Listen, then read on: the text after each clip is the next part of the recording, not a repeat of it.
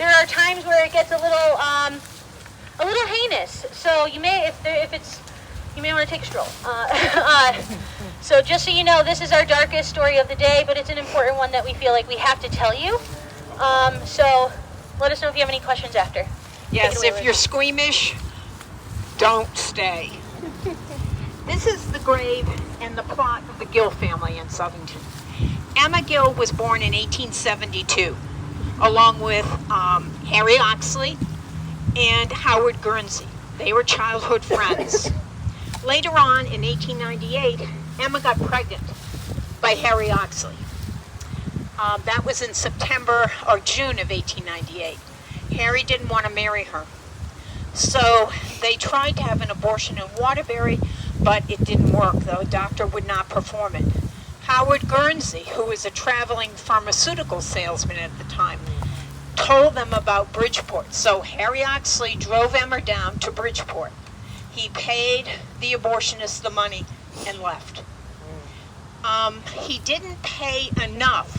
So word came up on the train with the Nancy Gifford, who was the abortionist. You haven't paid me enough money. Send money. So he went and he gave money at the Bradley Hotel, which is kind of where the town hall is today.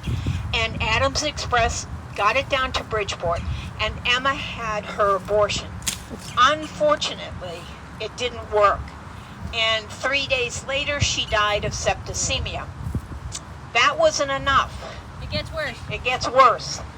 Nancy Gifford and her son, who, by the way, was the chef at the New Haven Yacht Club, took Emma into the bathroom and cut her up into 8 pieces. Then, under the cover of darkness, they wrapped her up in linen, and they threw her in Mill Pond in Bridgeport. Unfortunately, they didn't realize it was a tidal pond.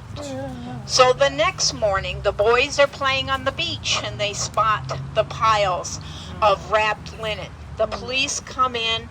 They bring her to the morgue. They don't know who she is. She has no identification because Nancy Gifford and her son took out her internal organs, burned them in the basement along with her clothing.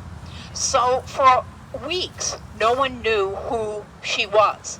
And the police had this awful idea to take her head, stick it in a bucket of formaldehyde, and invite the world to see if they knew who she was.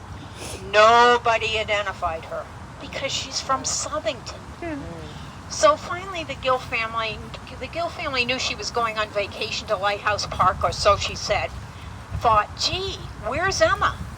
So they went down to Bridgeport, and indeed it was Emma. But before all that transpired, before they could take her back to Southington, a Mr. Perkins from Taunton, Massachusetts came and said, "That's my daughter. That's my daughter." They packed her up, put her on the train, went to Taunton. As they were taking the coffin off the train in Taunton, there's Mr. Perkins' daughter standing at the railroad station. They pack her back up. They bring her back to Bridgeport. So eventually she came up here, and they found a calling card from Harry Oxley in the abortionist's place. The abortionist had fled. She went from Bridgeport to Canada to Liverpool and later to London, where Scotland apprehended her about 3 years later. And she served 10 years in the women's prison in Wethersfield. But needless to say, Emma came back to Southington. There was a huge trial. Harry Oxley was charged with murder. Howard Guernsey was charged with murder, and they stood trial.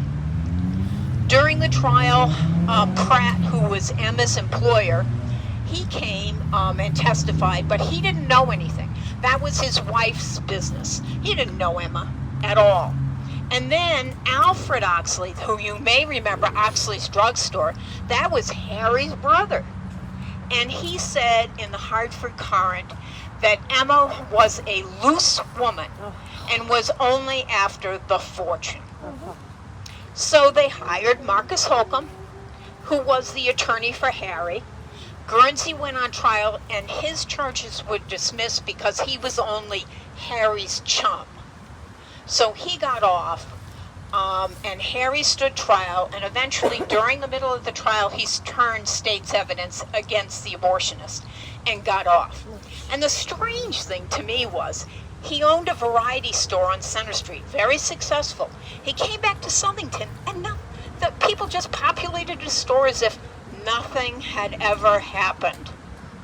And during the trial, what is unusual is they buried Ethel here, and then Emma, they buried her here, and they came during the trial, they dug her up again because they wanted to check the dental records.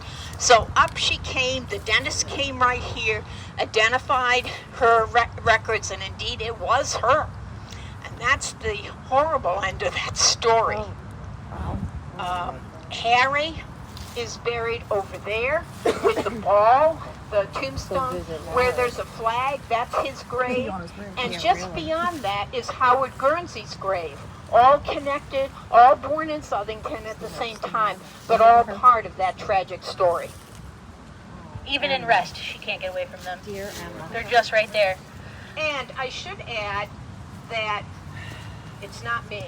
This is a picture you can pass around. This is a picture of Emma Gill.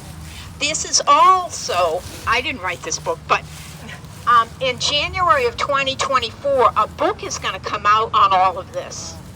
I read the early advance copy. It's wonderful. It's easy to read. And I'll pass these around. You can take